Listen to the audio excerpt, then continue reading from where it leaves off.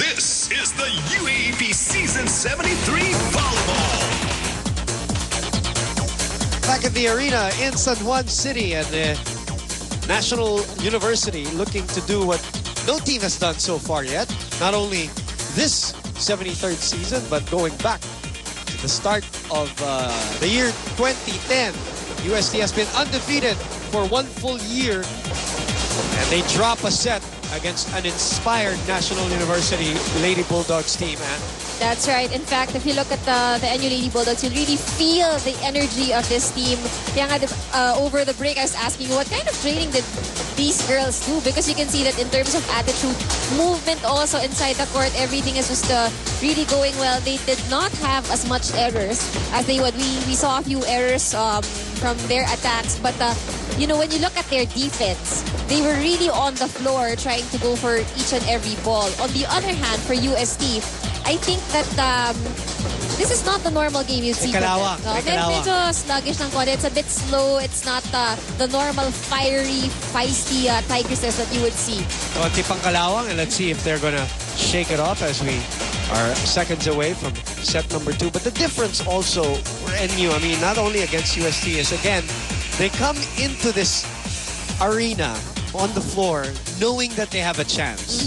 It's a very different attitude from years past. The participant. Oh, or, yes, yes. Participant, if not spectator pa nga sometimes. Not to insult them or anything, but that's the real it thing. came from them actually. That's how they saw it. Na parang each game, sige, lalaro lang. As a participant, pero ngayon, hindi.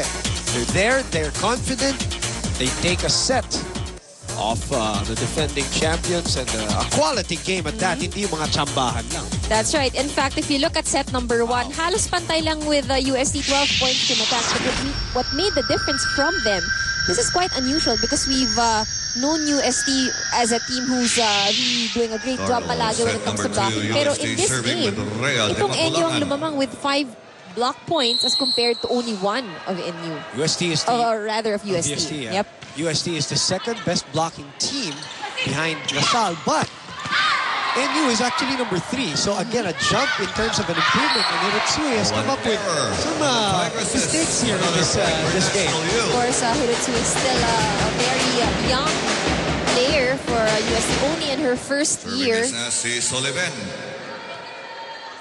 the setter for National University doesn't get mentioned a lot, but she has done a great job so far here, Jocelyn Sullivan. The Makulangan, one of the better setters in the league. And now, here's where the psychology comes in. That's right. You know, the blockers of NU now forcing Banatikla to send that ball long. 2 serving 0. If you just joined us, NU copying set number 1. Check in with the very happy Stephanie C right now. Steph? According to Coach Vince, one clear advantage of National U against UST is that there's no pressure for the Lady Bulldogs compared to the defending champions who have yet to lose and who have that challenge of defending the UAAP volleyball crown.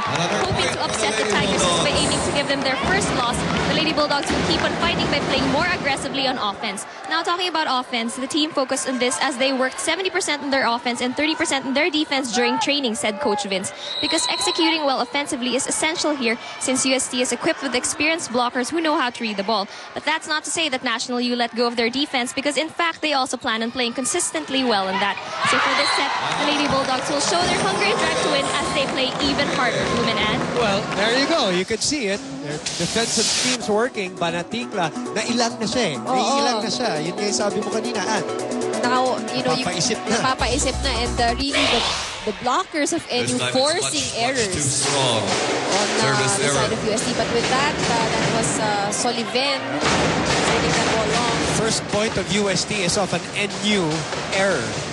I see some LaSalle fans in the Coliseum applauding NU here. Of course. And of course, scouting their opponents. Isa pang nakita ko ang improvement ng National University is halos lahat ng mapuntang bola sa kanila hanggat maaari isa-set nila. Look at that. That you cannot deny. While NU was scrambling, Maizo was already flying. Look at the form, look at the extension and the finish. No way you can stop that. And I think in the first set, that's what they lacked. No? They tried to distribute the balls. Nakalimutan na if they needed a point, Maizo is always there. And her, her percentage of just really scoring points is just 99.5%. I don't know, pero napakataas.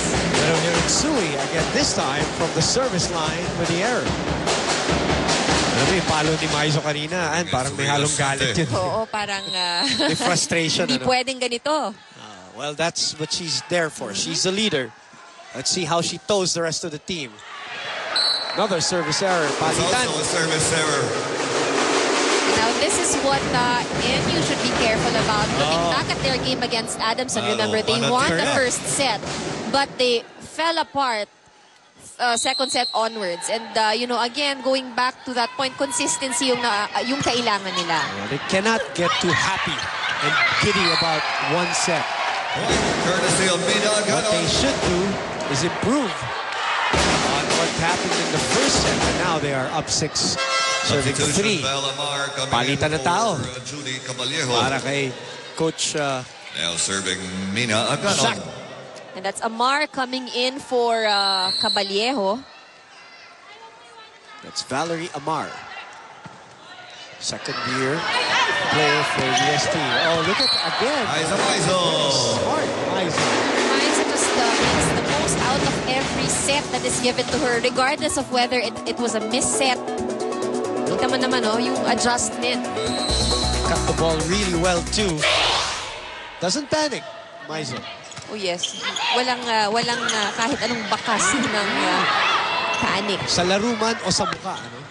Oo, hindi tense, even if they're down. Point for Val Amar. Amar, instant offense. Cross-court attack. Getting them 5, serving 6. This is a crucial stretch for UST. Maizo is back line. They are behind. Mangi, too much power. Ortiz couldn't handle another it. point for National U. They don't go as much to her, and I think one of the reasons also is that Coach Francis wants to develop everybody else because they're preparing for her departure too. That's right. Of course, Vec Mangi already in her 4th year, and most of the players are just in their first and second year. First technical Bad timeout. reception by UST, which has been their problem, and again, National U getting into the technical timeout first.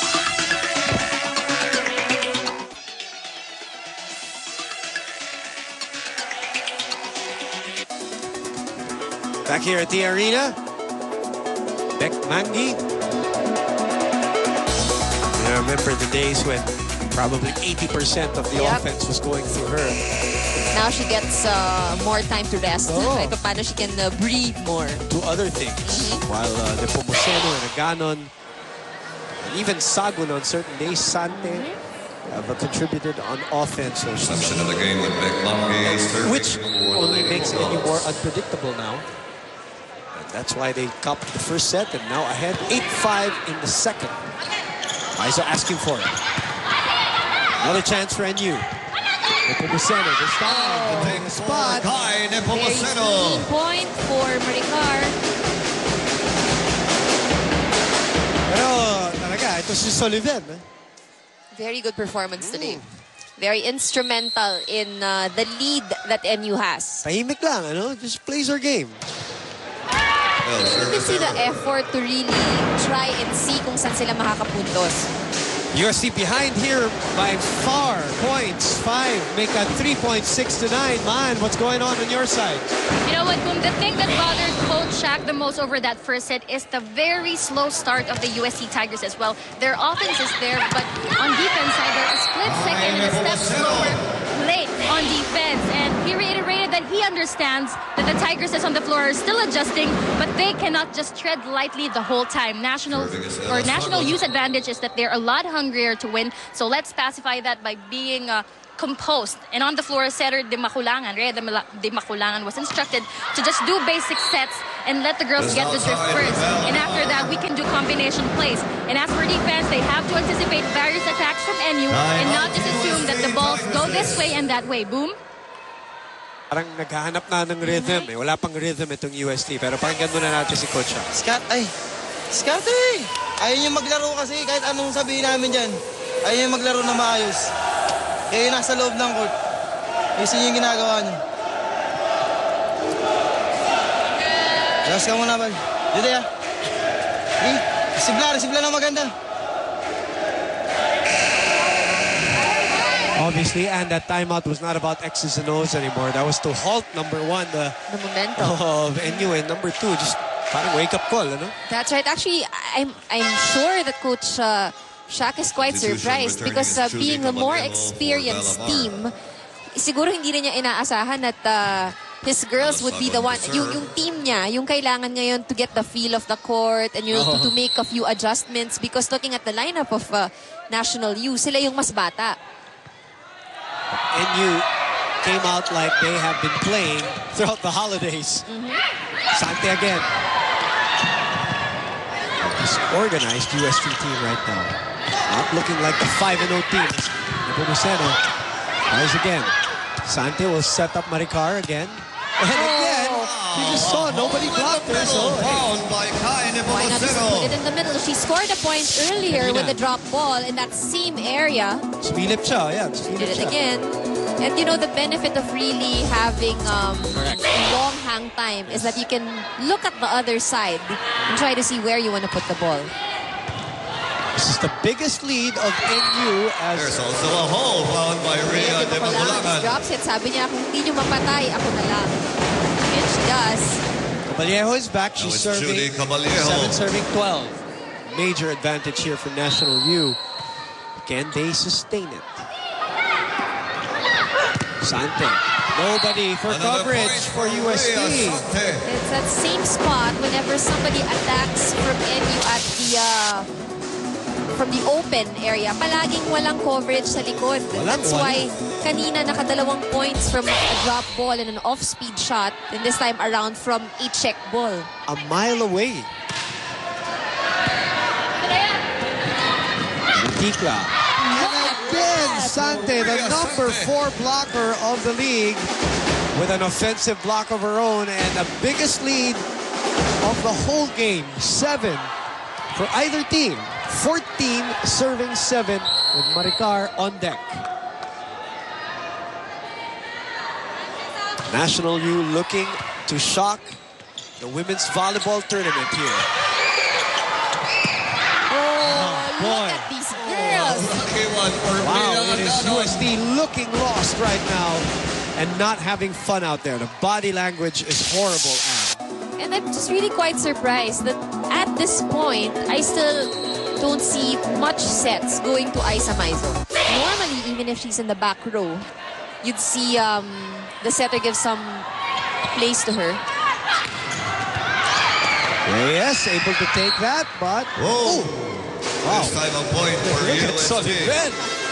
Coming in for the first time, Sarah Jane. Like it was a basketball game, diving over the streamers. And you tell me she doesn't want this ball? Look at her.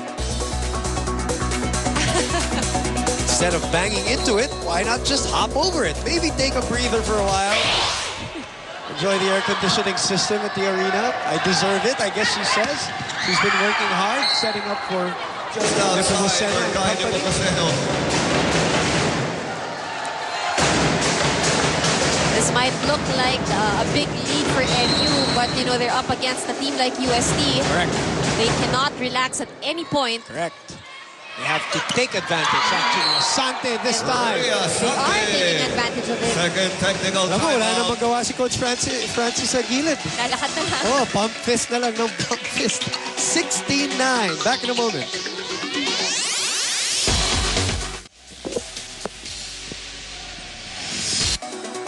Well, everything coming up roses, so to speak, for National University. Everything they do, and UST, not just a step slower, 2 steps slower. Look at that. 2 separate occasions. And hindi naman matulis. Ano? May lobo It pa was yun. actually a slow ball, yes. And you're correct, may loop pa siya, may lobo pa siya. Ito susi, parang nakapako yung mga paa nila and they couldn't just move towards the ball. Bigat. Sarap siguro mga pinagkaan. Kahit Oo, tanong natin kung ano yung kinakain. Actually, yung sinasabi ni Coach siya kanina, kahit anong sabihin ko sa inyo, if you don't move,